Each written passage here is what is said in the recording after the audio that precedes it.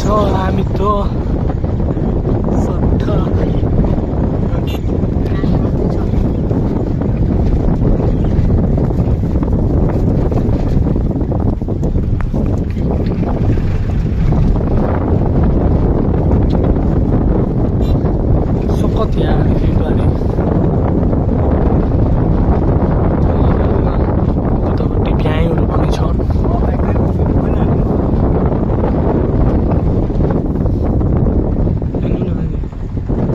धानहरू रोप्नु है